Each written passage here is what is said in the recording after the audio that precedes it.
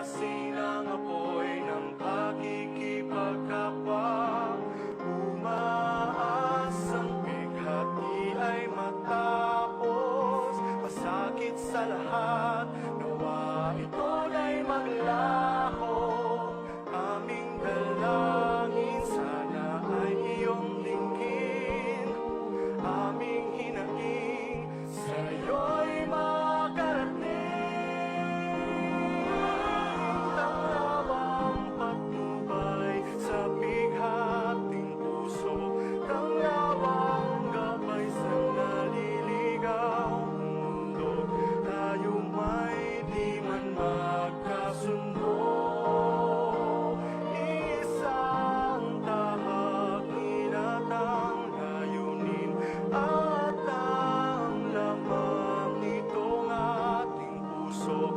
Kapayapaan muling matatanaw, kapayapaan muling matatanaw. Sa dilim ng landas, nilalang sinayan ang lang ang liwanag, tingin ng pag-asa'y makakamtan.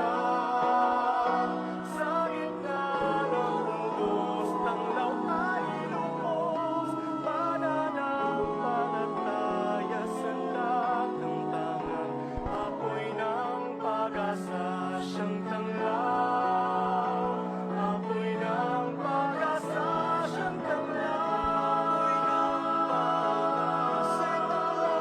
hingin ng pag-asa siyang tanglaw.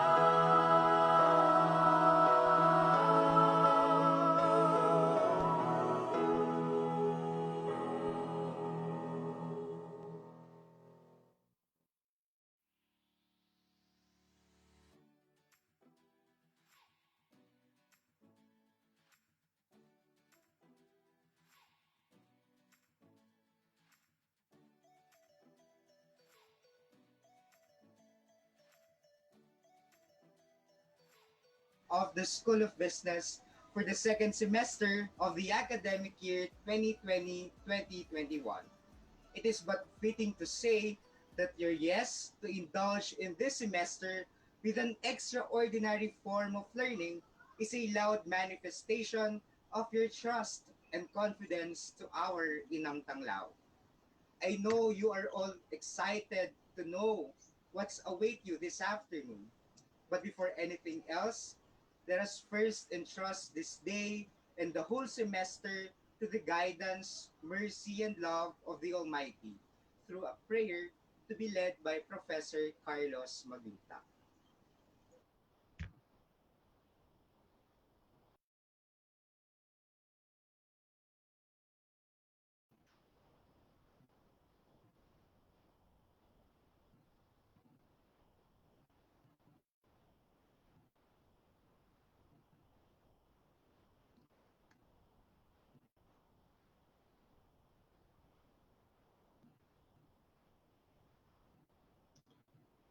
All right, hello.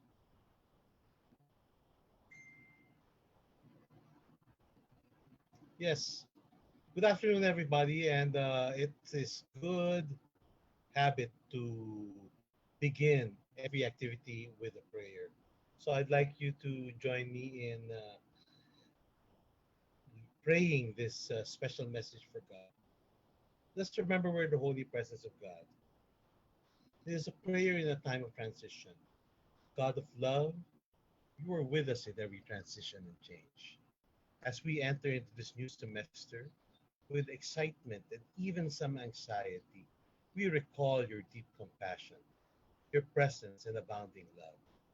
We thank you for the gifts, talents, and skills with which you have blessed us.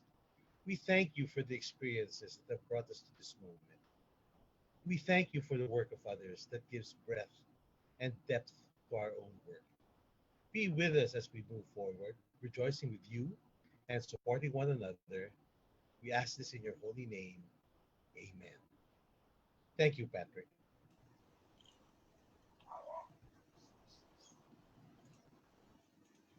thank you, Professor Carlos Magluta, for that grace-filled prayer. Again, a wonderful afternoon to everyone. It is not yet too late to greet you a prosperous new year. We are hoping and praying that this year will be the year of new opportunities, continuous learning, and diversified unity. I am Patrick Lian Esplana from the Bachelor of Science in Business Administration, major in Human Resource Management, and I will be your moderator in today's General Assembly. To give you an overview of what will happen for the rest of the afternoon, we have started with our opening prayer, to be followed with the opening remarks of the Dean of the School of Business and the introduction of the faculty, after which will be the start with a bang, followed by the discussion of the different program heads for what awaits this semester. Then, the message of the President of the Student Government, followed by the messages of the academic organization presidents in SOB, and followed by the discussion and updates of the scholarships coordinator, and lastly, the closing message of the Vice President for Academic Affairs. Without further ado, may we call on the ever energetic Dean of the School of Business, Dr. Daisy H. Estrada. Let us give her our virtual clap. Thank you, Patrick. Good afternoon, everyone. Let us start our new year at school with hopes and dreams that no matter how limited we might be at present, we will do our best to achieve our passion and ambition. In the midst of the coronavirus crisis, our call remains the same. Education must continue. Tuloy-tuloy lang sa School of Business. Education must continue in Panglao, whether face-to-face or virtual or modular.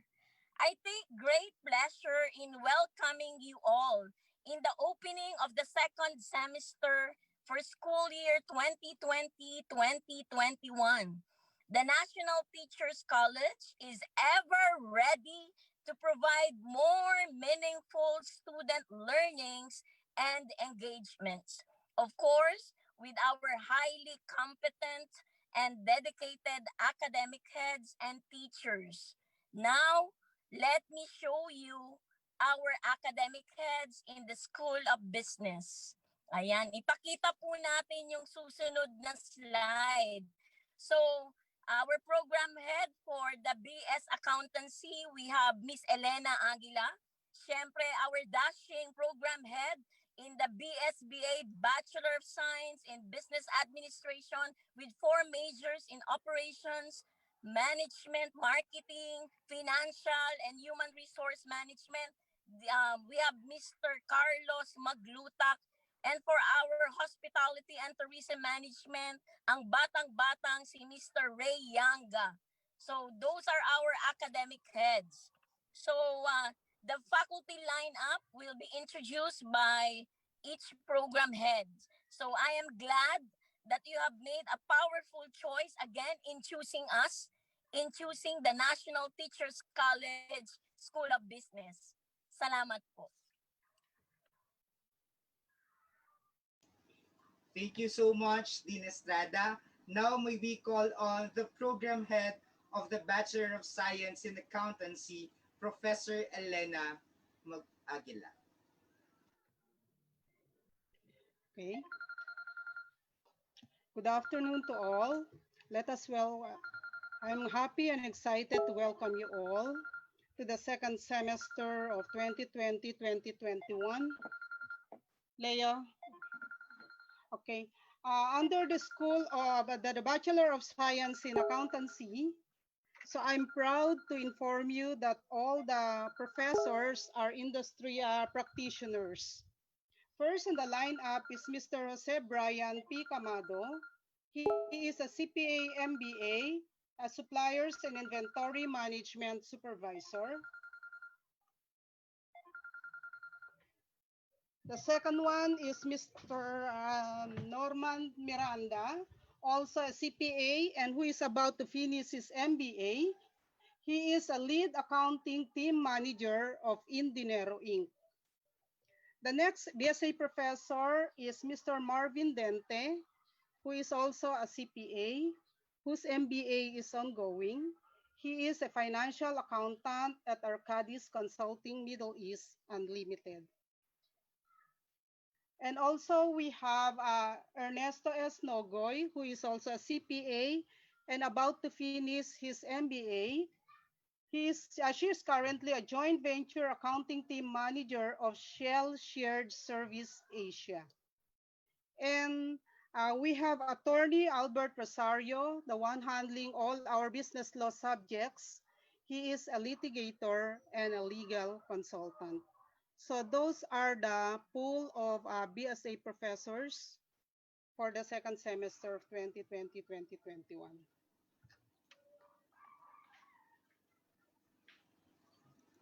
Thank you, Professor Aguila, for the faculty members for the BS Accountancy. Now, to introduce to us the faculty members of the Bachelor of Science in Business Administration and also the Bachelor of Science in Office Administration, may we call on Professor Carlos Magluta. Thank you, Patrick. I'm so glad that we've got a lot of attendees here today. I'm very pleased to introduce to you the faculty of the different programs in the Bachelor of Science in Business Administration and the faculty of the Bachelor of Science in Office Administration. First off, I'd like to introduce to you the lovely Hermenegilda Dang Amarilla, and she is our specialist in operations matters. So you will see a lot of her, especially for the operations management people. Next is the debonair Renz Bonifacio. He is our point person for financial management, for and also for operations management. And Miss Rachel Sheng Capacite. She is almost a regular fixture in all the human resource management subjects, and I'm glad that we have her on our team. And of course, one of the pillars of the School of Business, Miss Lillian Galang. She is also our point person, especially for marketing subjects. I think her wealth of experience will help everybody understand the nuances of marketing. And now, the better half of Mrs. Galang, Mr. Jose Galang. He is also our math wizard. He is in charge of a lot of the quantitative areas in the entire School of Business. And of course, the lovely Vanji Pamaos. She is one of the senior members of the BS Office Administration program, and she is a very long time colleague here at the National Teachers College. And I'm pleased to introduce to you Mr. Dan Rubis. He is our money man, our financial management lead, and he will be a fixture for all the financial management classes. And we have the lovely, true-blooded Tishan, Miss Jack Serrano. She is also heavily into the office administration program and can handle many of the different subjects that demand very unique skills. We also have a lot of other faculty from the different fields of industry, and they are our part-timers who have been, well, they may be part-time, but they are regular fixtures here in the School of Business, BSBA and BSOA program. We've got here for you. We've got let's see. Oops, sorry. Here we go. We have the lovely Natalie Asho. She is an employee of the central bank, and she is very focused on the financial management area. Miss Anra Ellen is also an alumni of the National Teachers College. She is working with government now, but still finds time to teach here.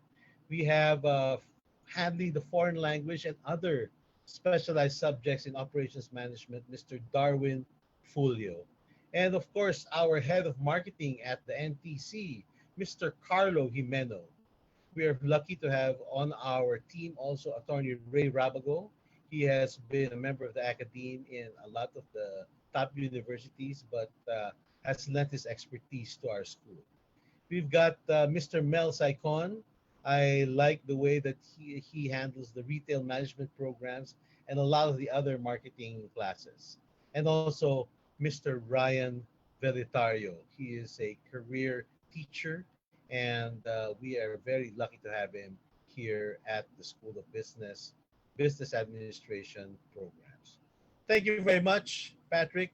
That is the team for BSBA and BSOA.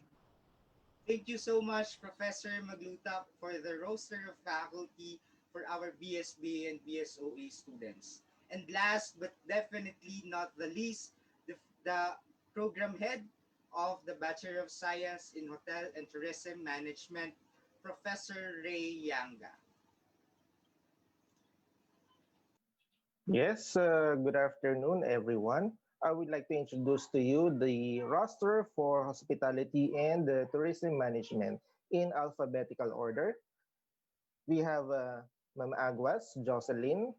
She usually handles all the SEDA hotel simulation room and the front office. All right. And we have Mr. Alip Aspiras, who always handle the bar and beverage subjects and some kitchen subjects as well. And now we have the Nihongo expert, Ma'am Michelle Carpio, for the foreign language. And we have Ma'am Mauricio, who can handle legal subjects and majors and events management. And we have Ma'am Ponce, Linda, who usually handles the subject applied business tools with SAP and GDS. She's a tourism expert. And we have Dr. Telania Josephine, who handles the research, the bulk of the research subjects and theses. And we have Mr. Marcelo Villaluna, also handles some laboratory subjects and kitchen subjects as well. And we have Ma'am Yosa, who is our ever kitchen expert for so many years. Okay, that's it. Thank you very much. Thank you very much, Professor Yanga. Again, thank you very much to our program heads and also to our dean for that very warm welcome for our students in SOB. Really, indeed, our efforts when united will produce a community of excellence and learning. Now, let us proceed with an interactive exercise named Start with a Bang. Yes, I am also a bit curious and excited what will happen, and I know you two are. Can you please react, a heart react down there in your Facebook live if you are excited with our game? So I think we can let them see what are our mechanics. Yes. For our mechanics, a question will be flashed on the screen. The first student to type in the Facebook Live session chat room the letter of the correct answer gets a limited edition NTC merchandise. Please take note that you need to be a bona fide student under SOB, and please just type only the correct letter of your answer. Okay? So, are we good? Are we good? Yes, I'm seeing those heart reacts. So let's start. Are you ready, guys? Are you ready, SOB students? Now, for the first question, the UN declared 2021 as the International Year of the Orange Economy, which takes more active role this year. A. Scientific fields, B. Social sciences, C. Alternative careers, or D. Creative disciplines. Type now your answers. Our professors will be the one to check who will got it first. Who will get it first? Okay, type down your answers. All right, all answers are coming in. The answer is letter letter D. Yes, creative discipline. The orange economy.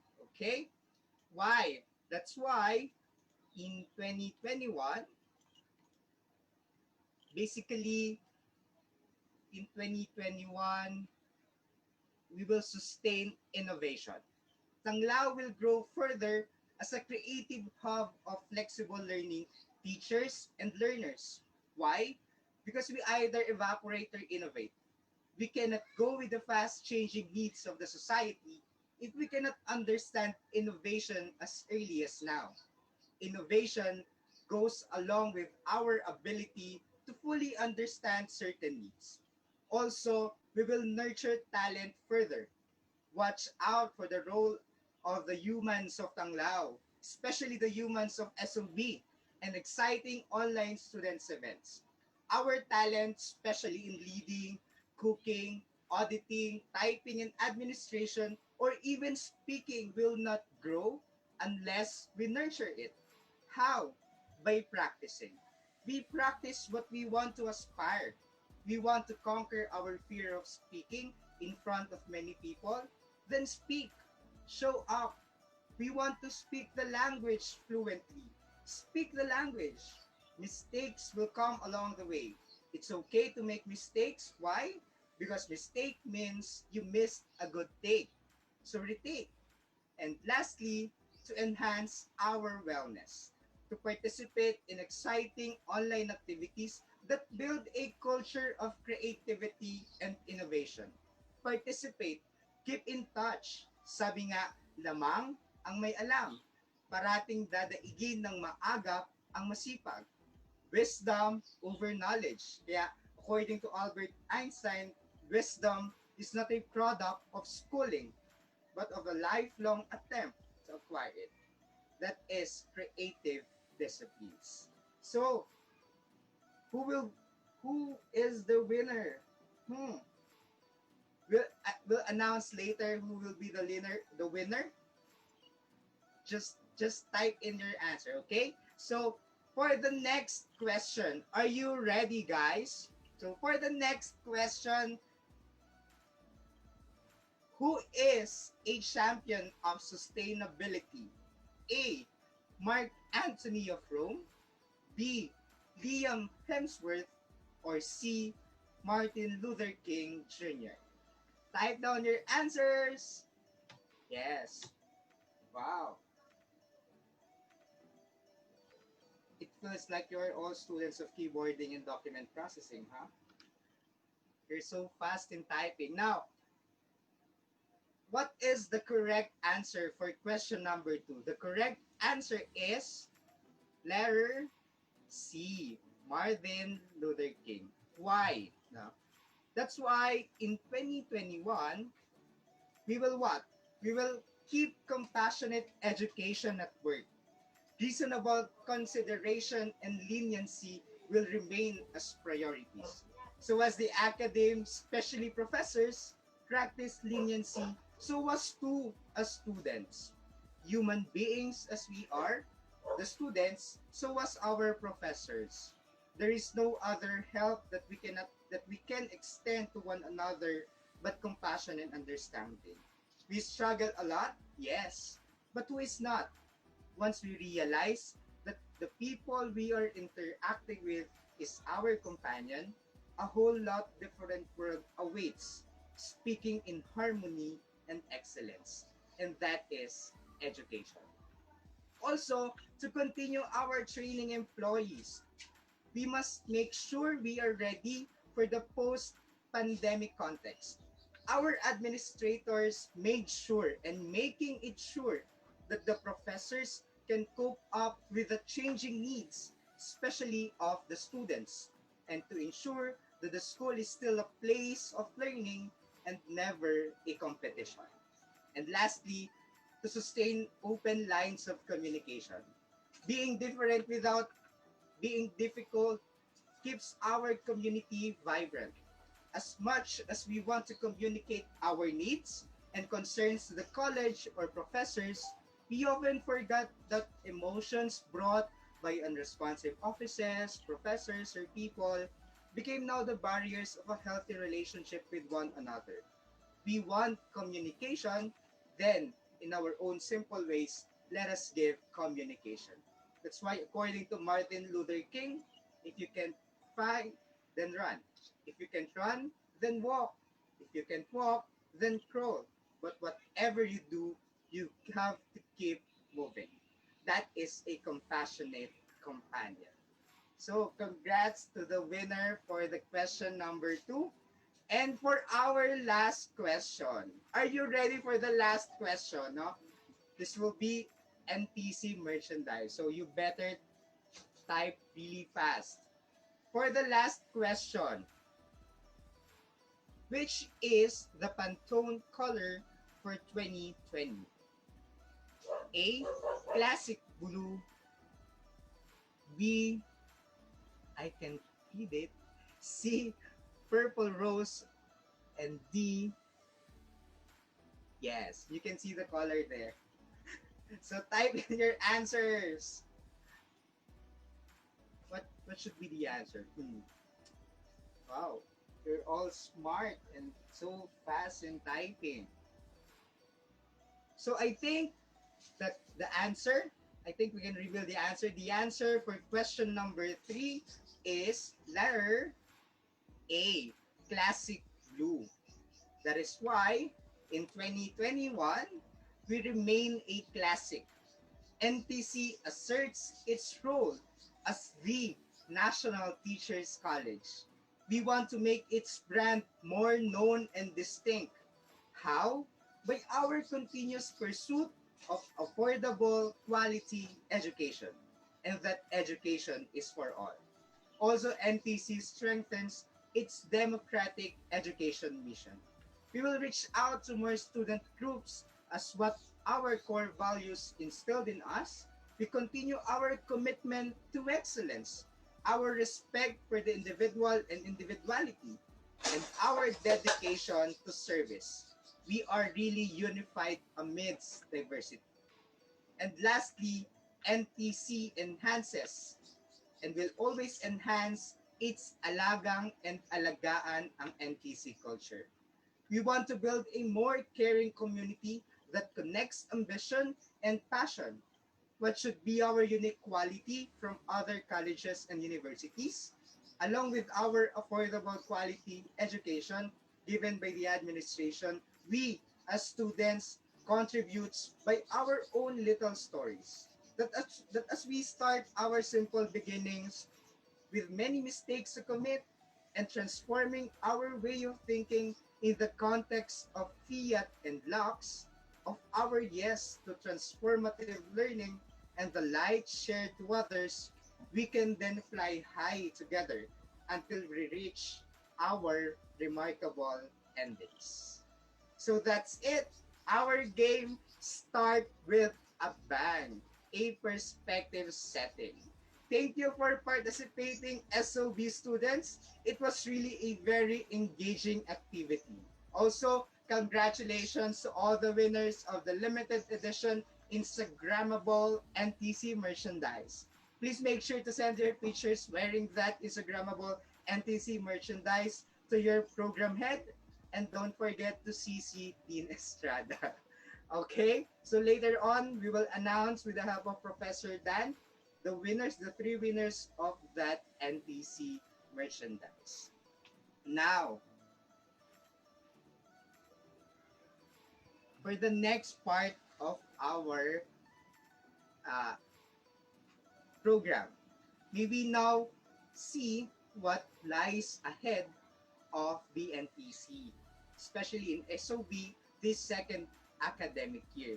I am very excited of what will happen because of the different things that will be discussed by our program heads. So let us start on calling again the program head of the Bachelor of Science in Accountancy, Professor Elena Aguila.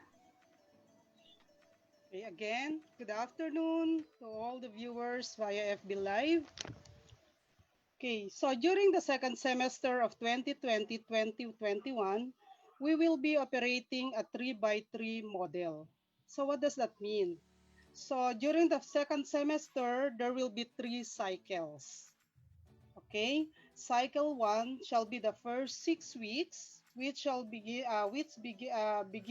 this week up to February 22. And cycle 2 shall be March 1 to April 5, and cycle 3 shall be from April 12 to May 17. So why this 3 by 3 model? So this is the first one is we are slowly phasing out the old curriculum. As we all know, we started with the new curriculum in 2018.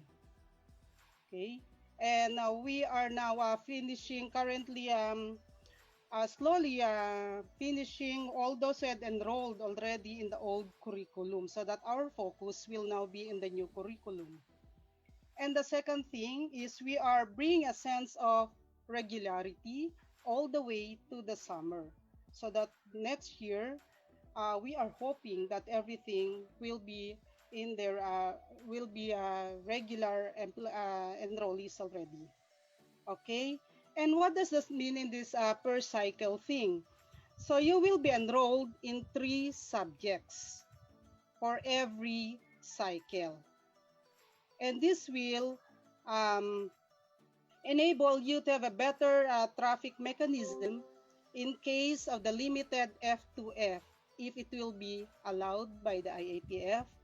And of course, we don't want you to be burdened so much on your modules. So in that way, you will be now more focused on the modules of the 3 subjects be, on a per cycle. Okay, so basically, those are the objectives and the 3 by 3 model, and this is in response to the students' what is one clamor during the first semester because they have so many modules na sabay-sabay. So dito, we will be focused on the modules of the 3 subjects for each of the cycle. Okay? So currently, there are students who are requesting for the adding, changing, and dropping. So plus in there is the link for those students who need to accomplish the form for the adding and dropping. So it is in this form wherein we, the program heads, will endorse your request, and it will be approved by our Dean, Dr. Estrada. Okay, so in that request, you have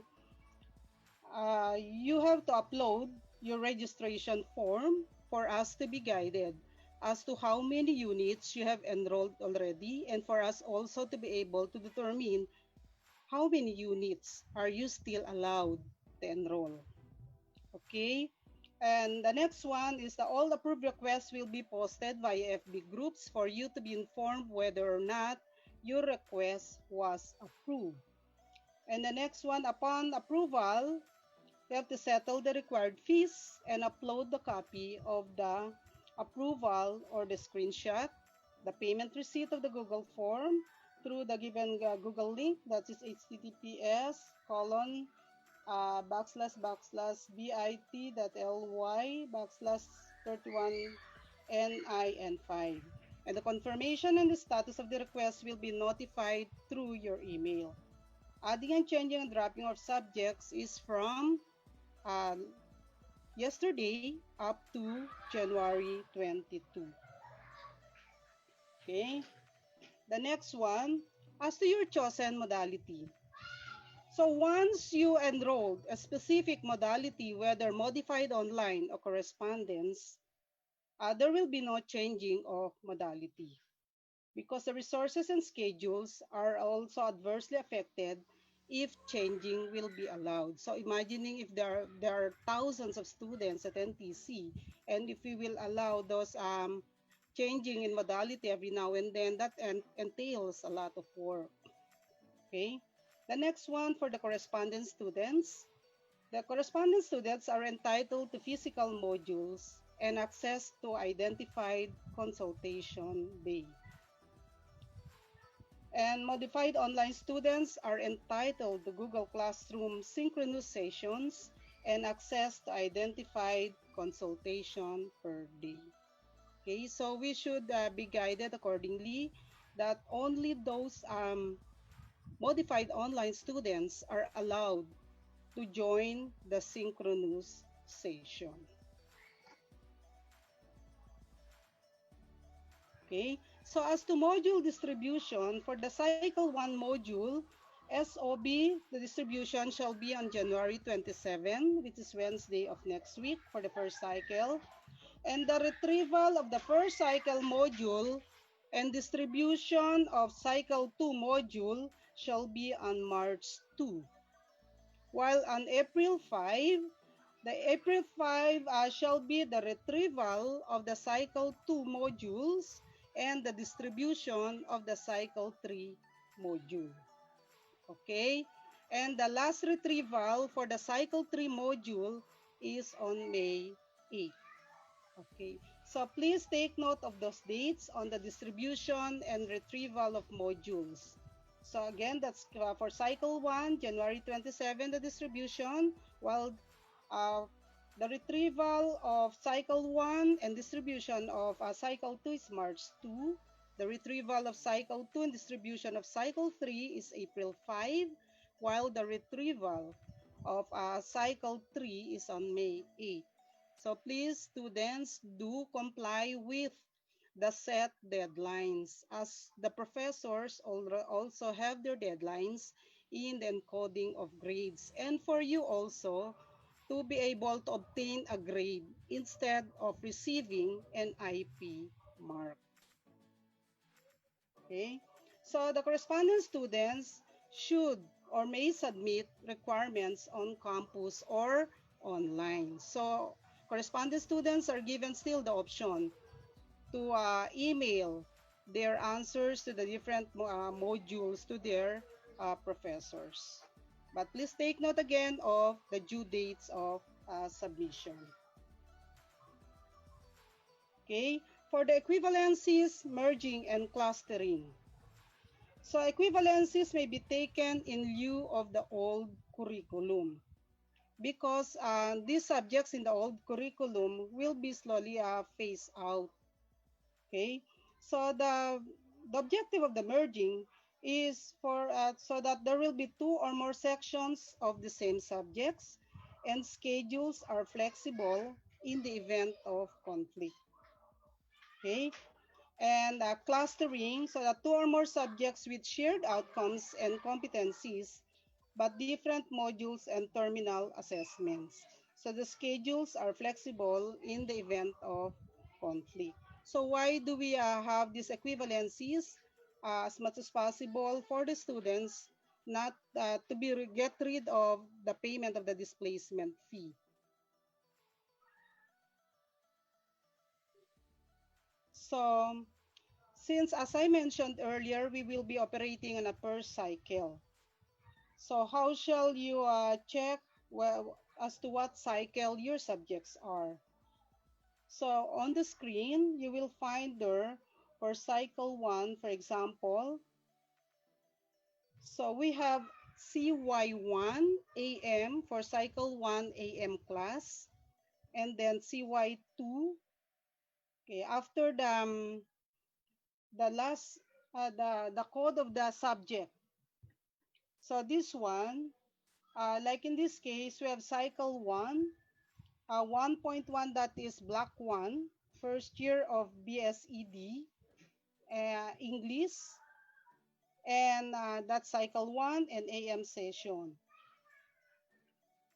And also for cycle 2, it is presented on screen. So for cycle 2 again, so after the last letter, you will have a thus, there, and CY2 AM. So that means that that subject belongs to cycle 2 and the schedule is in the morning. And same is true with the cycle 3. So your code that you're going to see there is CY1, CY2, and CY3 for you to be guided as to what cycle your subject is.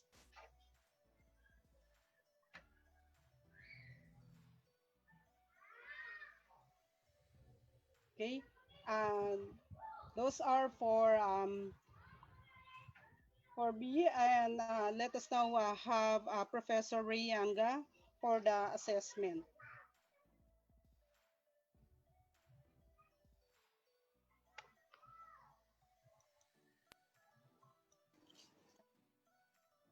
Okay, thank you, Ma'am Aguila. Now, before I proceed, ulitin lang po natin ha. Nakalagay po sa inyong mga portal yung mga nakasulat na CY1, CY2, CY3. I hope malinaw po sa lahat yung ating cycle schedules, yung module pickup para sa mga correspondence, and the module distribution. Okay? Yung mga January 27, uh, January to May na schedule, okay? Pero anyway, ipopost naman po namin lahat yan sa SOB page at sa mga Facebook pages, okay? Baka meron po kasing still na nakakalimot.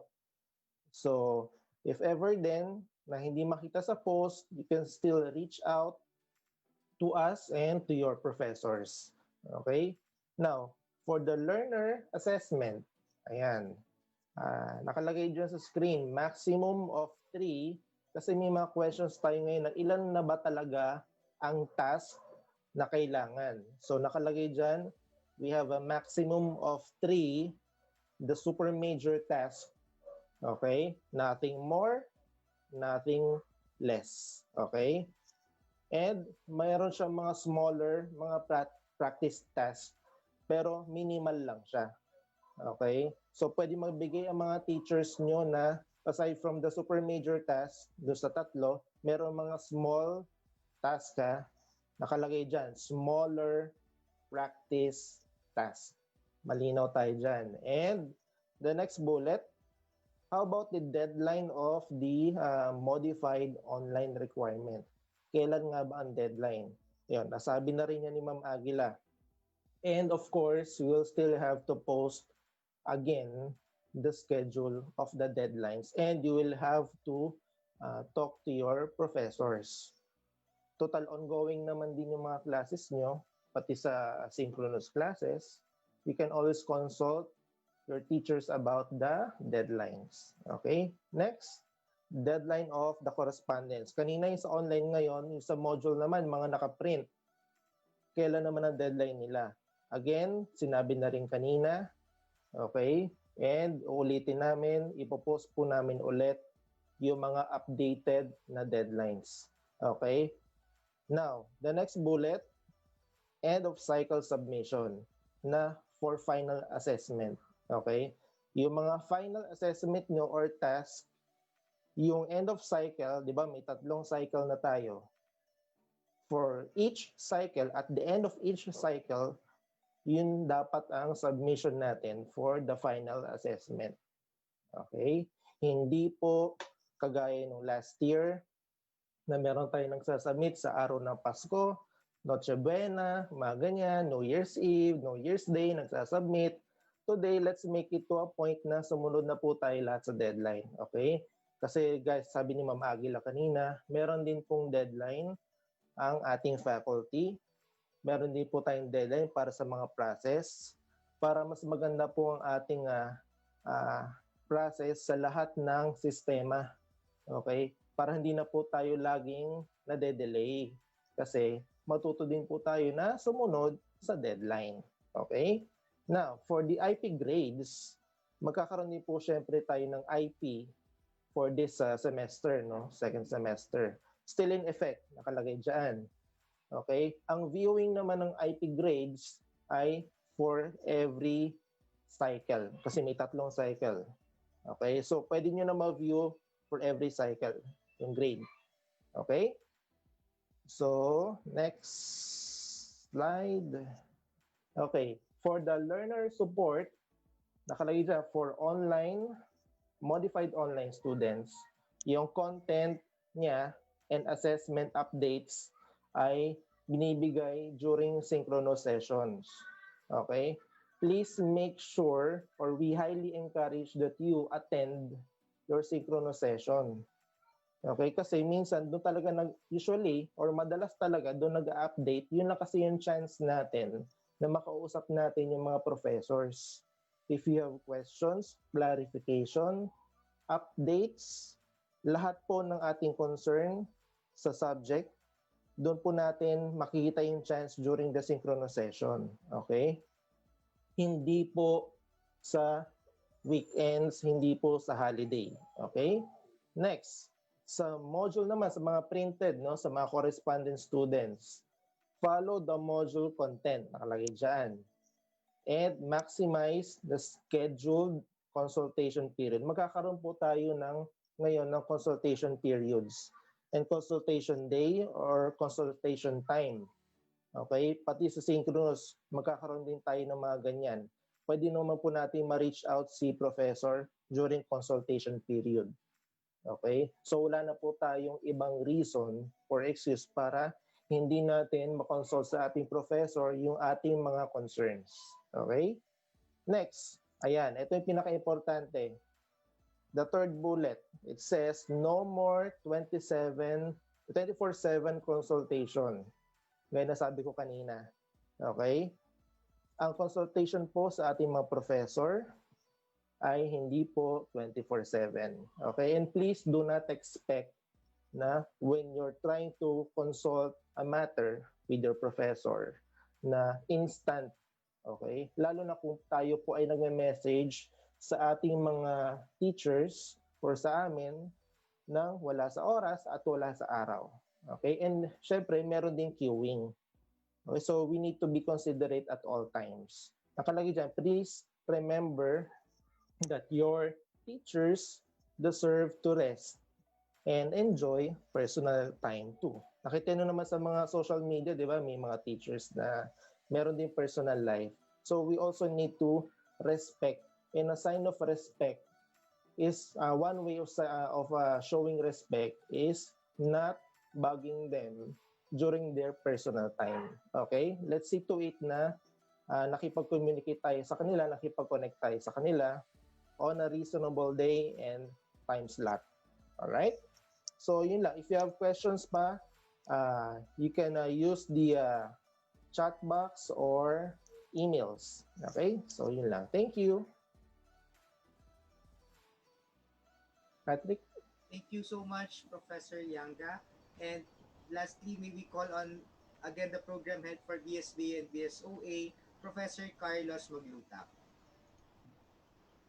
Yeah, hi. Thank you so much, Patrick. I'd like to go to the next slide because what we're going to do is give you a few tips on how to be able to get a better response from your teachers. First of all, what you want to do is message your teacher ahead of time. When it comes to sending messages, there are two ways you can do it. I know that some of you like using Messenger, but it's important that if you have a question that requires a very specific answer, it would be better if you send an email. When you send an email, follow the usual protocol. The email is not a messaging board. So when you send an email, say, hello, Dr. Estrada, and then state your request. Please show me how to conduct a survey properly. And then let the teacher know what you're going to do. I will wait for your reply before submitting. And it's important that you structure your emails in such a way that the professor knows exactly what you're asking for. The beautiful thing about email is you can plan ahead what you're going to write. So if, for example, you're going to have an evaluation, provide the checklist so you can be evaluated properly. if you want to add a subject, include the detail of the subject already. If you want to ask a question about the assignment, put the question there anymore. You should stop sending out emails that say, Ma'am, can I ask a question? Tapos wala nang kasunod. Importante, kompleto yung message no. Alright? Your teachers will be setting a consultation time and day. Take advantage of that because that means that the teacher will be there to attend to your question. Alright? When you want to send a message, be direct. Huwag nang paikot-ikot lang. But please be respectful. You know, I mean, the teachers are there to serve you, but they are not your servants. All right? Be active in your online groups. Magparamdam kayo when you're there. Hi, sabihin nyo, dito maglutak, present. And then when you ask a question, if you get an answer, it would be nice to share that answer to everybody because you're probably not the only one who's going to ask that question. Next slide, please. So, uh, the formal classes will start on January 25, but by Saturday, January 23, make sure that you check your scheduled updates. This will be posted in your portal. It will all be there. Make sure that you have access to, especially for the modified online students. Make sure you have access to the Google Classroom and Google Meet links of your subject. The teachers will be posting these details ahead of the start of classes. Reach out to your classmates. If you know anybody who is a member of your class, reach out to them and agree on when you'll be in class so that you can share whatever information you need. All right? So that's it. Just remember, everybody, contact time begins on January 25. For those of you who have conflicts in your schedules, I've given this advice to some of the students. Make sure your teacher knows exactly the conflict that you have because your final sync schedule will depend a lot on what's agreed upon in the classroom when you first meet. All right? So good luck, everybody. Enjoy the semester. Here's an important reminder. These are the email contact details of your School of Business officials. Once we receive your email, we will endeavor to answer them as soon as we can. I hope you don't mind, but literally, we get thousands of emails every day. But we have an obligation to go through each and every one of them. All right? So I'll turn the table back to Patrick. Over to you, Patrick. Thank you, Professor Maglutak. Thank you to our program heads for that very in of our what lies ahead for the second semester. So, SOB students, please be reminded of our 3 cycles for the new structure this second semester. Please check now your registration forms. If you don't have still your registration forms, you can see your registration forms in your portals to the second semester enrollment. Once the payment, that 500 peso payment is validated, you can see there down from the bottom of your second semester enrollment the button print regular copy. And then from there, you cannot anymore edit all the subjects you have, and you cannot edit more the modality you will choose. Okay? So thank you again to our program heads for that discussion. And we hope if you still have questions, our academic officials, the officials of the Office of the Vice President for Academic Affairs, is on our chat box and they are willing to answer your questions as many as possible. Okay, so let us go on to our next agenda. Let us all welcome now for his updates and messages from the Office of the Scholarship and Financial Aid, the head Mr. Vincent Jerome Agustin.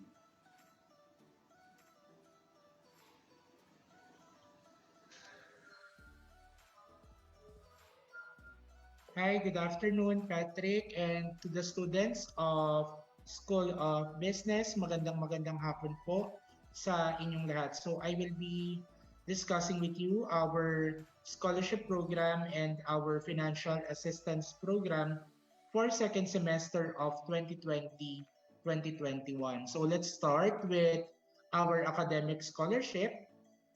So sa atin pong academic scholarship, I would like to inform everyone that our academic scholarship will be on February 1 to February 5. So doon lang po kayo pwedeng mag-apply. And then our qualifications are the following. Number one, the student must have at least 18 units load for second semester. Ibig sabihin, dapat po yung estudyante enrolled sa NTC at may unit load na 18 units pataas. And then with a general weighing average of at least A minus or 94 to 96 with no grade lower than B or 88 to 90. And then with at least 18 units load in the previous semester. So bakit po ba tayo nag-create ng minimum load requirement? Para po kapag nagko-compute tayo ng general weighing average, may fair computation po tayo. Ibig sabihin, may minimum standard din po tayo. Sa ibang scholarship po, pati po sa government scholarship ng mga academic, minimum standard po ito. Ito pong 18 units. And then with no academic delinquencies such as failed, authorized withdrawal or yung AW, unauthorized withdrawal or UW, and incomplete. Ito po yung academic delinquencies po, para lang po ito sa first semester. Kung may mga academic delinquencies po kayo noong first semester, hindi po kayo allowed mag-apply. Pero kung may academic delinquencies kayo bago yung first semester or dati pa, hindi po natin ang tawag dito, i-allow pa rin po natin na mag-apply ang bata. Ang titingnan lang po natin ay yung grades ng first semester ng school year 2020-2021. At syempre, ang last qualification po ay with no disciplinary record for the past 2 semesters. Okay? So next po is ang ating mga requirements. So number 1, registration form ng second semester ng school year 2020-2021. Ito po ay makukuha nyo sa inyong student portal. Kasama din po yung inyong semestral report ng first semester 2020-2021. Sir, paano po kung may IP ako na remark sa aking portal? Dapat po, bago po kayo mag-apply sa February 1 hanggang February 5 for academic scholarship, dapat po napalitan na po yung IP remark ninyo. Bakit po natin nare-require? Kasi po, ito po ay academic scholarship. So, pagbabasehan po dito yung inyong grade. So, kung IP po ang nakalagay doon, wala po tayong magiging, hindi po natin malalaman ano yung ibig sabihin ng IP. Kaya po dapat, yung inyong pong mga faculty, inyong mga professor, ay makausap na po ninyo bago pa po kayo mag-apply ng scholarship para po ma-update yung inyong grade. And then yung certificate of no disciplinary record, ito po ay makukuha sa Office of the Student Affairs. Paano po tayo mag-a-apply para po sa academic scholarship? Ang gagawin po nila ay mag-i-email. I-email po ang inyong mga requirements sa scholarship@ntc.edu.ph. Ang application period po natin ay February 1 hanggang February 5, 2021. Mula Lunes hanggang Biyernes po yan. Okay. So next naman po natin ay ang ating mga financial assistance program dito po sa NTC. So since 2019, tayo po ay nakipag-tie up sa Bukas PH para po sa ating student loan program. Ano po ba itong student loan program na ito? Ito po ba ay scholarship? Ito po ba ay isang subsidy? Hindi po. Ito po ay isang paraan para po makapag-aral kayo, makapagpatuloy kayo sa inyong pag-aaral sa pamamagitan po ng pagpapautang. Ito po ay utang at kailangan nyo din po itong bayaran sa loob ng 1 taon or 12 buwan. Ito po yung ang layunin po nito ay para po makapagpatuloy kayo sa inyong pag-aaral dito po sa National Teachers College. May sample computation po tayo ng ating tuition fee and then kung magkano po yung babayaran. Makikita niyo po sa inyong screen kapag po nag-loan kayo ng 10,000 pesos, ang babayaran niyo po ay 1,009 pesos kada buwan. Yan po ay sa loob ng 1 buong taon. Ang sunod naman po ay yung ating tuition fee ay 15,000. Ang babayaran niyo po every month is 1,513. And then kung 20,000 naman po ang inyong ilo-loan, magbabayad po kayo every month ng 2,017 pesos. So, marami po nagtatanong, may balanse po ako last semester o kaya yung 2019-2020. Pwede ko po ba siyang i-loan kasama ng tuition ko ngayong second sem? Maaari niyo po yung gawin. Makikipag-ugnayan lang po kayo sa Bukas PH. Bisitahin niyo po yung kanilang Facebook page o kaya po yung kanilang website. So, paano po tayo mag-a-apply? So, una po, bisitahin po natin yung www.bukas.ph/ntc. Tapos, doon po tayo gagawa ng ating account. After po nun, kompletuhin natin yung application form and then mag-upload po tayo ng ating ID. Kung wala pong school ID, ang kailangan lang po ay any government ID or yung previous school ID po natin dito sa NTC. After po nyan, once na ma-approve po yung inyong loan application, i-disburse po diretso sa inyong account yung inyo pong loan. Okay, so para po sa ibang detalye, pwede nyo pong bisitahin ang www.bukas.ph/ntc. Next naman po ang ating Student Support Center. So ito po yung ating newly created office dito po sa National Teachers College. So ang Student Support Center po is a frontline office dito po sa NTC na nagsaserve as liaison unit with various departments and offices of our institution on all requests for assistance and information as well as complaints and grievances of its stakeholders. So kung kayo po ay may katanungan or may mga inquiries, pwede po kayong tumawag sa 8734-5601 or mag-email sa support@ntc.edu.ph. So ang NTC Support Center po ay bukas mula Lunes hanggang Biyernes, alas 8 hanggang alas 5 ng hapon. Maraming salamat po at mabuhay ang School of Business. Thank you so much, Mr. Agustin. Thank you so much for your dedication to the students' welfare. Again, please be reminded, our links for the class codes, the Google Meets, will be posted on the 23rd of January. Okay? You can go back to this slide once it's done to see again the following dates, especially for the correspondence when to pick up the module. Those were part of the discussions a while ago. We hope that you visit the different pages of NTC, of the School of Business, so that you can be updated and you know what are the things to be done and what are the things to be prepared of, especially when opening of the regular classes on January 25. So now for the message to the studentry of the President of the Student Government, may we call on President Lance Riley Acebo. So, good afternoon po. Good afternoon, Mr. Patrick Esplana. Good afternoon sa mga teachers and faculty po ng SOB.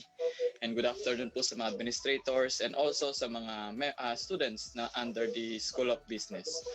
So, nais ko po sa inyo ipaalam na may mga activity ang student government para po sa lahat ng mga students, like mga webinars po, no?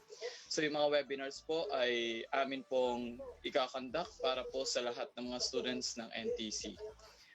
And also, I would like to reiterate yung call po ng NTC-SG for unity and help from the students and administrators. Kasi po, ang tagumpay po ng NTC-SG at tagumpay po ng mga students is tagumpay din po ng institusyon natin.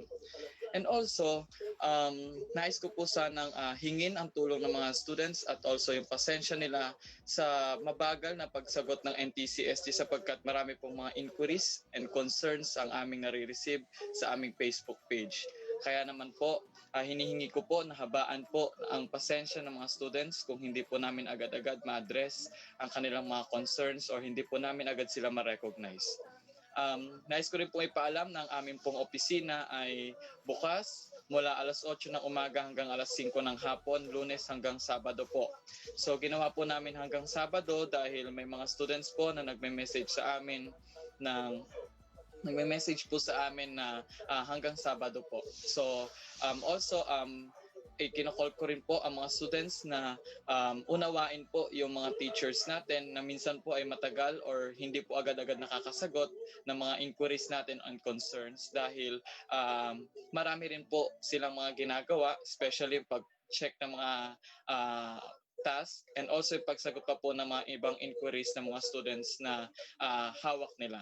And before I end my message, no, so I would like to hayaan niyo po muna akong sabihin yung binigkas ng Vice President-elect ng US na si Vice President-elect Kamala Harris about sa unity. So, and I quote, "Our unity is our strength and diversity is our power." So, yun po ang call ng NTC-SG is to have a unity in NTC community kasi po yun ay ang ating lakas upang lakas ng isa, lakas ng institusyon. No, kapag may unity po tayo, makikita po na malakas at matibay ang ating institusyon. Gayon din po kahit na magkakaiba-iba tayo or iba-iba man po ang ating mga courses, kapag nagkaisa po tayo ay makikita po na ang diversity natin isa power ng ating institusyon. Kaya muli po kami po ay tumatawag ng isang united NTC community and also yung tulong mula po sa mga estudyante upang maunawaan po yung mga hinaing or yung mga ginagawa ng NTC-SG. Muli, maraming salamat po and good afternoon sa lahat. So let me introduce to you the following presidents of the clubs under the School of Business. So let's start with the president of JPIA, Mr. Cyrus Saura.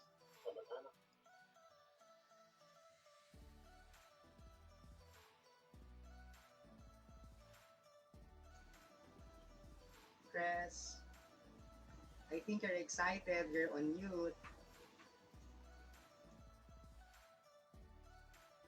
Ayan. Yan, isang mapagpalang araw, muli National Teachers College School of Business. Nandito tayo ngayon sa second semester orientation at inaasahan natin na magkakaroon ng pagkakaisa mula sa mga estudyante hanggang sa mga faculty ng ating paaralan. Inaasahan po namin na suportahan niyo po ang bawat organisasyon, mga clubs ng school natin upang magkaroon ng isang matagumpay at makabulahang taon. Muli, ako nga po pala si Cyrus P. Saura mula sa Junior Philippine Institute of Accountants. Padayon mga katunglaw. Maraming salamat.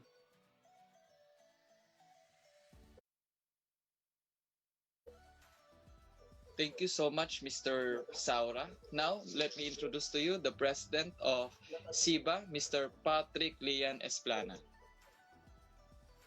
Hello, good afternoon to everyone, to our Vice President for Academic Affairs, our college administrators, the dean of the School of Business, the different program heads, the faculty, the head of the Office of the Student Affairs, the head of the Student Support Center, to the SOB students, especially to my BSBA, a pleasant afternoon to all.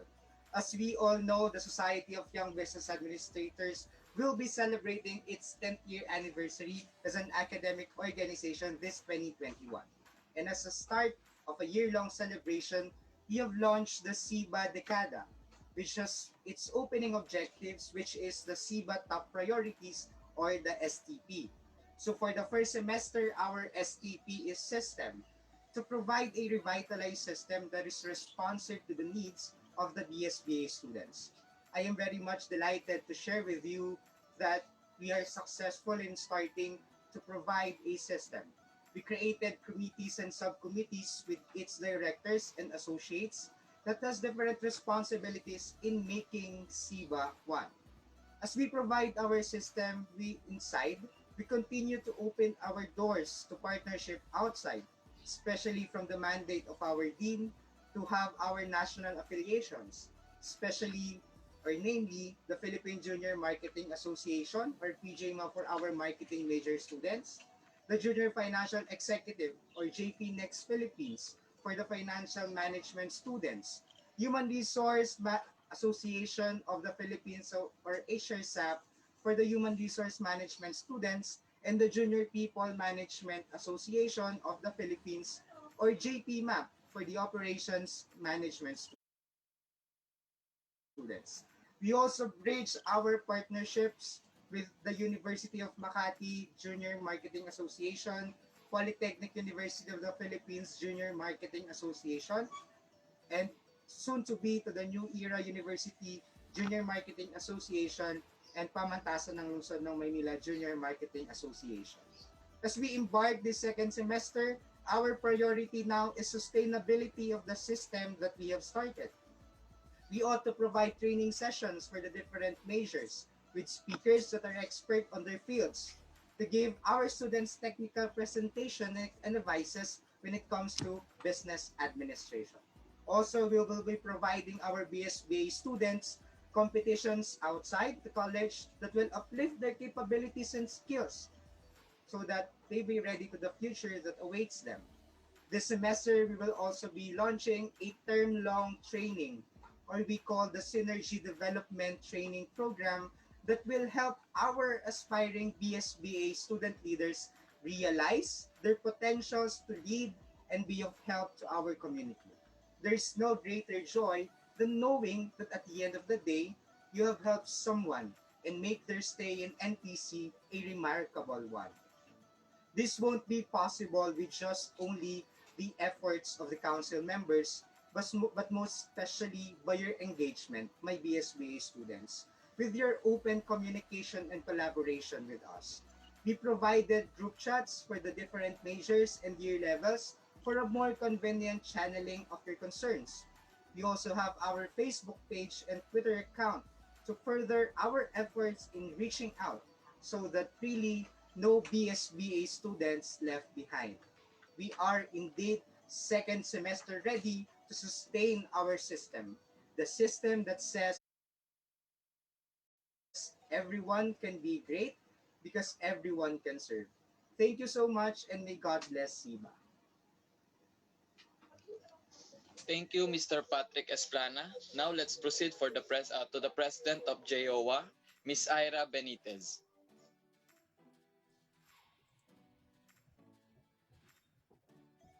Good afternoon, everyone. I would like to warmly welcome all of you for entering the second semester.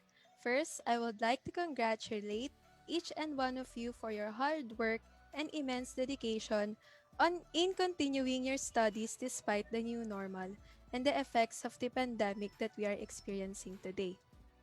Nag-stop ka man o nagpatuloy, still I wanted to congratulate you.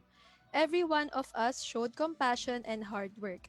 That is why you deserve the praises that we are giving to all of you. Job well done, guys! Now, together, let us kickstart this semester with enthusiasm and positivity. Tamang good vibes lang, walang iwanan, tulungan dapat at walang hilaan pababa. To all JOA club members, I just wanted to share with you my plans for this semester. So, despite the pandemic, I know that many of us are struggling with means of communication and academic concerns, which is why I wanted to reach out and connect with my fellow schoolmates. Do not hesitate to seek for help. I, together with my officers, will do our best to reach out for you, to be of help and assistance with your student concerns.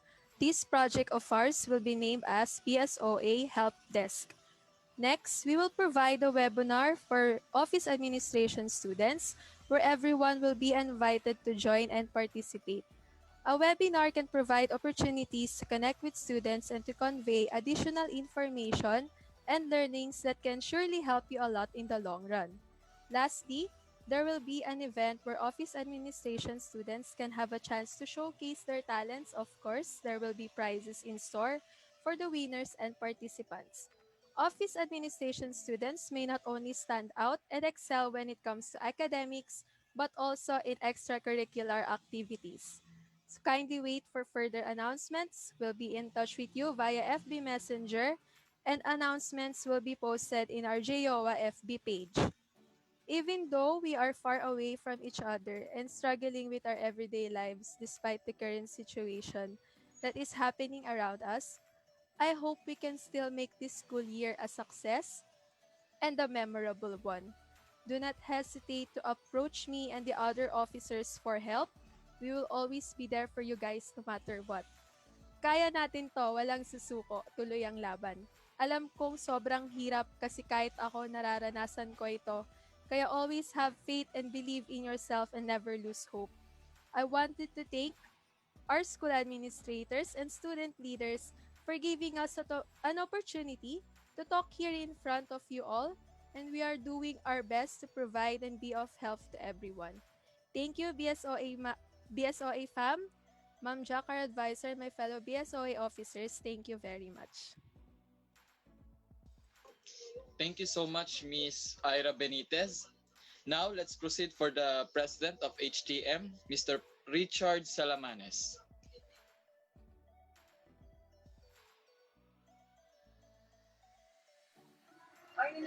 Good afternoon, everyone. Good afternoon, school administrators, program heads, and my fellow student leaders, and of course, sa mga kapwa natin mag-aaral. In the past few years, HRM Club has always executing exhibit skills, and this year we will be doing the same.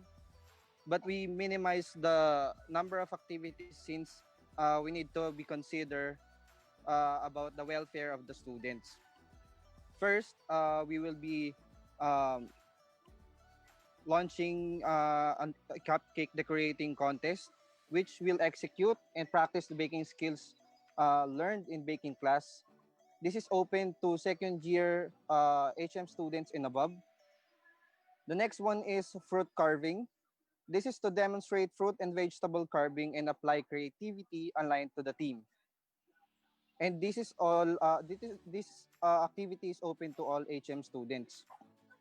Both events will be through online, and entries will be on MP4 format or any video format.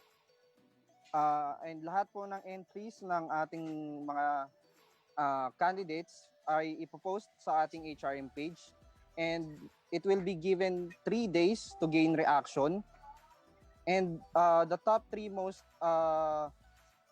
contestant who gain reactions will be declared as winners. And lastly, as we all know, napakarami nang nagbago sa ating mahal na tanglaw nitong mga nagdaang taon.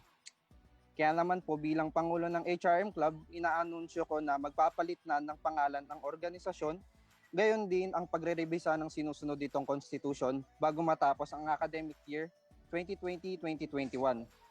At ako po ay nananawagan sa mga kapwa ko mag-aaral sa HRM at HM, let's help our club and let's have an engagement sa magiging proseso ng ratifikasyon. Ngayon pa lamang po, nagpapasalamat ng club sa aming butihing advisor, Miss Olivia Yosa, at sa ating head ng OSA, Dr. Maria Elma B. Cordero, na magiging gabay sa pagbabagong ito. Ito po ay upang ipadama sa mga may iwang new curriculum HM students na nakabilang sila sa organisasyong ito dahil hindi magtatagal ang mga maiiwang estudyanteng ito na rin ang mamamahala sa club. Sabi nga ni John C. Maxwell, change is inevitable, but we all have the power of choice to grow along this change. Yun lamang po. Good afternoon sa lahat. Maraming salamat po, Mr. Richard Salamanes. Ngayon naman po, proceed tayo sa President ng NATS, si Miss Camille Di Maapi.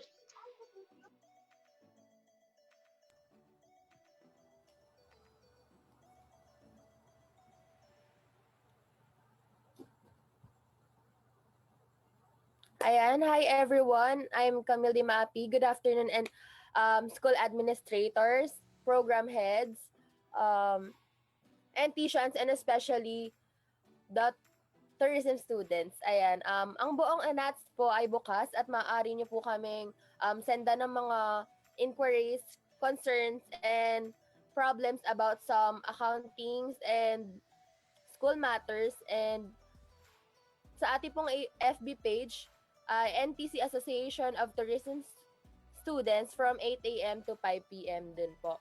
Sa mga kapwa ko po SOB students, tayo po ay magtulungan at lagi nyo pong bisitahin ng ating FB page at ine-encourage ko po yung mga freshmen and first year college po na mag-join para laging updated sa mga infos, posts, and announcements. And yun po, we have plan of activities po this semester. The first is the Tourista Knows.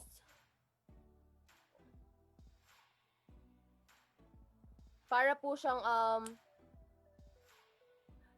magsasabi po ng mga tourism destinations, yung mga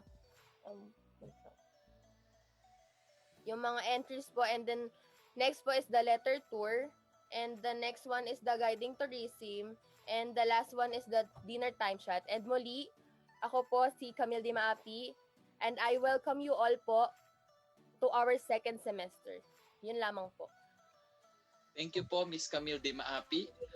To the moderator, let me allow na i-introduce ulit ang presidente ng JPIA na si Mr. Cyrus Saura.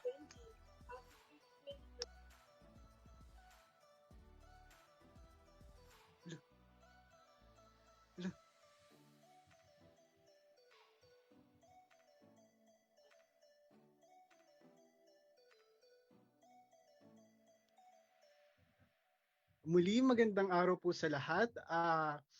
Ang Junior Philippine Institute of Accountants National Teachers College Chapter ay inaasahang magkakaroon ng mga proyekto ngayong second semester at magkakaroon po tayo ng collaborations mula sa iba't ibang dako ng Pilipinas, katulad na lamang po ng De La Salle University, Dasmariñas Junior Financial Executives, at magkakaroon po tayo ng iba't ibang programa upang malinang ang kagalingan ng mga estudyante sa School of Business. Inaasahan po ng lahat na susuportahan niyo po ang aming mga proyekto mula sa mga accounting tutorials, mga accounting clinics, and leadership conventions.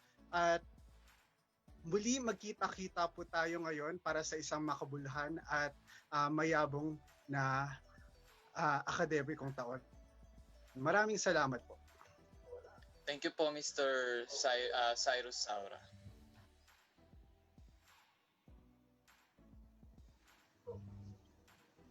Mr. Moderator, that's all na po. Thank you.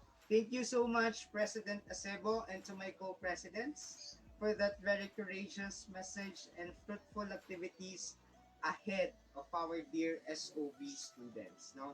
We are an ally of the academe in giving our students not only academic proficiency, but also in the line of student leadership and extracurricular activities. And now, to give us his message, his closing message, may we call on the ever-diligent Vice President for Academic Affairs, Dr. Edison Fermin. Thank you so much, Patrick. Isang mapagpala at mapagpalayang hapon sa lahat ng mga kasapi ng pamilya ng School of Business, led by your very passionate Dean, Dean Daisy, and the team of very efficient program heads in the persons of Professor Ellen Aguila, Professor Lito Maglutak, and Professor Ray Lianga. I'd also like to recognize and express my deepest thanks to President Lance Acebo, President Patrick, President Cyrus, President Richard, President Ira, President Camille, and of course our host Patrick Esplana for gracing this event. This is a meeting of the hearts and minds of the School of Business. And I also want to give my thanks to Dr. Elma Cordero for gracing the event, along with Mr. Vincent Agustin, Professor Carlo Jimeno, and the other people representing the school management. It is always a very inspiring thing to realize that hindi tayo nag-iisa. And because this is Tanglao, my closing message for this afternoon has something to do with our real pabaon to all of you, semester on semester, year on year. And that has something to do with bringing home fire. And at the end of this orientation, I'd like you to remember that you must bring home the fire of Tanglao. FIRE is actually an acronym that I have created to tell you more or less what we have gone through together and what we are still intending to learn from one another. Let's begin with the letter F. Actually, if you go to the chat room right now, where I'm also actively engaged along with the student leaders and faculty members and even our dean, that will show you a lot of frailty, ang mga kahinaan at karupukan ng ating paaralan, especially at this time of the pandemic. You see, the weakness and the struggles that we have sometimes lead us to a lot of frustration. And frustration can sometimes weaken the bond between and among all of us. And when that frustration translates to our inability to become more patient and understanding, we end up with the failure to really take good care of each other. Because if we really have that great desire to take good care of each other, you will not rant over social media and say all the bad things that you can about a professor, about an office, about me, even, or about the school. Because caring means that you have to be mindful that if you have an identified frailty, frustration, or failure, you reach out to the people who could really help you. But take note, as we have explained earlier, reaching out means that you have to be careful in the way you address your needs and in the way you are seeking some form of assistance. And that is why we continue to appeal. We will maintain our open lines of communication. And this is where we appreciate so much the help being offered by President Lance Acebo and the rest of the organizations in the National Teachers College. I was rather very surprised at the way the student government and the other representatives of the organization are very much active in trying to enable everyone to understand where we are all at this time. It is very encouraging to see that from among our student leaders, we find people who are able to model the right behavior at a time of crisis. So I'd like you to continue with that because that is a manifestation of your maturity, no longer as students, but as student citizens. And that's an important mark of the kind of democratic education that we have always been known for at the National Teachers College. But frailty, frustration, and failure are ingredients to growth. In fact, given the right tools, you can make the most of these situations.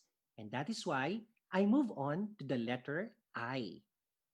If you are able to ask the right questions with the right people at the right time with the right attitude, then you will be able to prepare yourself better in understanding and investigating the circumstances behind your current frailty, frustration, or failure.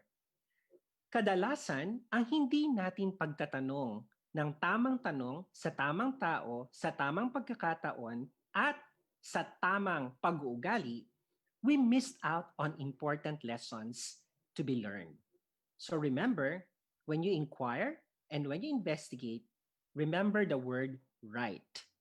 Inquire and investigate with the right people, with the right questions, at the right time, and with the right attitude. And once you get the answers to your questions and you have been enlightened by the investigation that you have done along with other people, such as your classmates or your teachers, your program head, or your dean, that will all lead us towards innovative solutions to the way we are doing things. And that is why I'm very happy that at this time of the pandemic, I am in the community called Tanglao. Here, people, because of their own limitations, scarce resources, and even um, doubts on how they will continue their studies have led them towards being provided with innovative solutions from class scheduling to modality of learning, all the way to even financing your education. It is so compelling a message when you are being told by your school that we are here to take good care of you. Only that there are glitches along the way, and what we need is a huge amount of patience and consideration. And most importantly, as we always say, especially our president, we will exercise as much compassion as we can in the process. From letter F and I, we move on to letter R, which we are proud to say are the new types of fruit of the kind of engagement that we are all experiencing right now. The literature of education in crisis will show you that the more you become aware that these problems and struggles are impacting on your own studies and the way you deal with others, you exercise a lot of human reasoning. An example of good human reasoning is, tinanong na ng isa, tinanong pa uli ng isa, actually katabi niya lang, ng makailang beses ng pagkakulit-kulit, but the person responding constantly gives a gentle answer to the point of repeating what has been repeated 10 million times already. Because reasoning must be coupled with much care and compassion. You cannot just say that you are a reasonable person, but your attitude doesn't show it. So take note, reasoning and right judgment come together. And if you're able to make the most of both reasoning and right judgment, you will likely be the person that any emergency situation will actually celebrate. And these are the resilient people. If you notice, if you encountered problems completing your modules last semester, if you recall, some of you actually just reached out to their professors and told their professors, ma'am, sir, there is likelihood that I won't be able to finish on time because I have issues about connectivity and so on and so forth. More often than not, and I would say more frequently, your teachers will come to your defense and will help you go through it. And that is why, in the presence of an academic easing policy, all our professors were compelled to actually understand more where you are coming from. But the mark of uh, real encouraging behavior at that time is that you exercise trying to find out what solution will be of help to you. And resilience begins by seeking the right form of help with the right person. So we all go back to the point of inquiry I was referring to earlier. Now, if you strike the balance between reasoning and resilience and exercise the same in subsequent conditions in our lives, not only in school, but even beyond, that's the time you're capable of building responsibility. Nung panahon namin, ni Dean Daisy at saka ng ibang program heads at faculty, ang 3 R's na mahalaga sa buhay ng isang mag-aaral ay reading, writing, at arithmetic. But at this day and age, especially you, my dear SOB students, your new 3 R's are enviable. You are the generation who can learn better the new 3 R's: reasoning, resilience, and responsibility. And that we cannot change anymore because you're on your way to making the most of these new 3 R's. We are done with the letters F, I, and R. And now we are at the end of this ending and closing message. What happens when all of us become aware of F, I, and R? We yield the letter E. And E stands for, first and foremost, people who make the most of their reasoning, resilience, and responsibility love their communities. And loving means engaging actively. Like if the 5 student leader or the 6 student leaders here tell you that there is an upcoming activity, although it is virtual and you participate, that is a manifestation of engagement. In fact, I'd like to congratulate the School of Business. So far, you have the highest attendance in our virtual orientation. From the 400 plus of the School of Arts, Sciences, and Technology yesterday, I noticed earlier that we are over 700, and that is a very good manifestation of engagement. But you see, when you engage in your school with your classmates, with your school leaders, with your teachers, you have to also empower yourself to make the most of the situation. Hindi ibig sabihin hindi tayo nakikita physically ay tatamad-tamad at pabanjing-banjing na lang tayo. Empower yourself to learn as much as you can.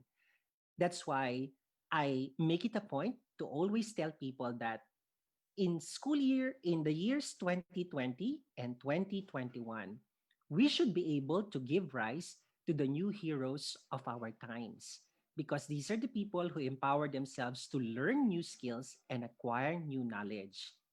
And take note, when you acquire more knowledge, more skills, and more value orientations to help you prepare for an unknown future, then you liberate yourself from any fear.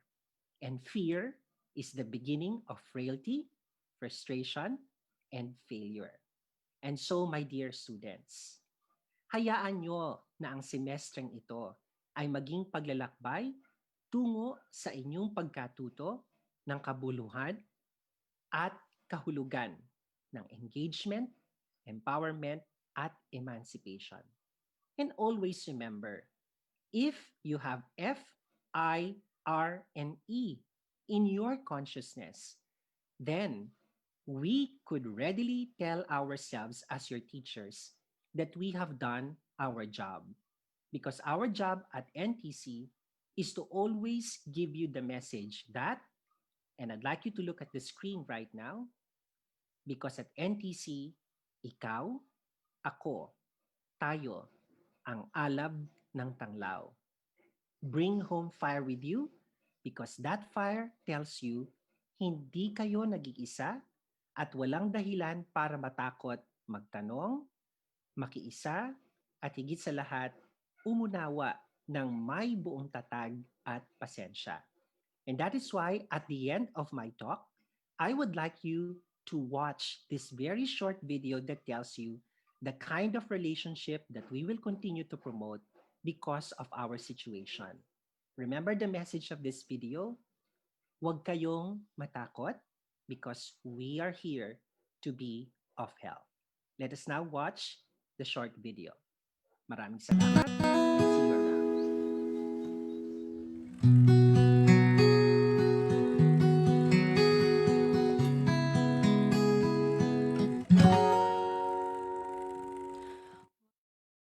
Kang matakot, di mo ba alam, nandito lang ako sa iyong tabi.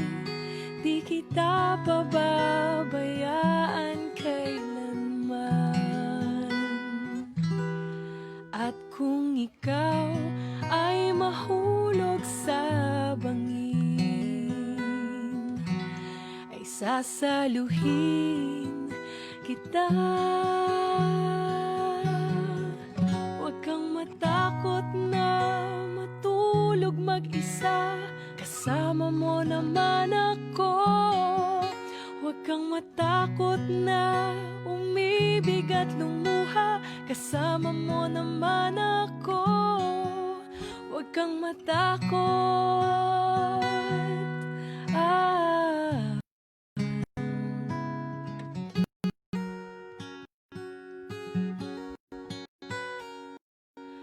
Huwag kang matakot, dahil ang buhay mo lang katapusan. Pangyarihan ang pag-ibig na hawak mo sa iyong kamay. Ikaw ang Diyos at Hari ng iyong mundo. Matakot sila sa'yo.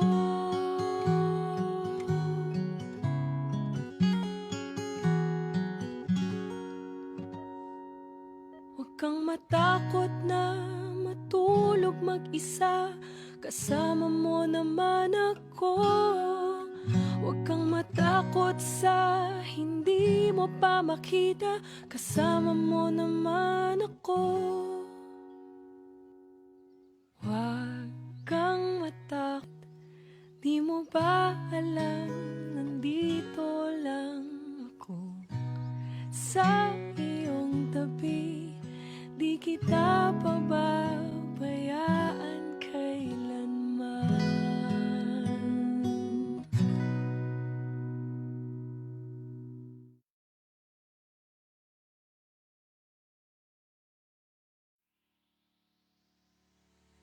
For Min for that very engaging and reflective closing message.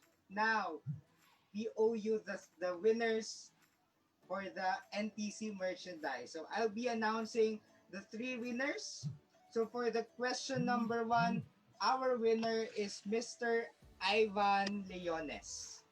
And for our question number 2, Miss Christine Chloe Peliazar. And for the question number 3 is Mr. Nico Alberto. So congratulations to the 3 winners of our NTC merchandise. Please do communicate or message Professor Dan Gubis or any of the professors so that they can communicate with our linkages. And also for clarifications, especially to all the academic organizations, student organization, please be reminded that once you are enrolled, you are already part of that organization. So the academic organization of the different majors. And that's it. Thank you to our SOB students, to our faculty, especially to the IT, to Mr. Jacobo, to the marketing, for making this event a possible and a positive outcome of what will be second semester. Also, we continue our practice of leniency by our professors and also by us as students. And this has been your hosts, your moderator, Patrick Lian Esplana, from the Society of Young Business Administrators, saying, when things get rough, dress up, stand up, show up, and never give up. Thank you for coming, and may God bless School of Business.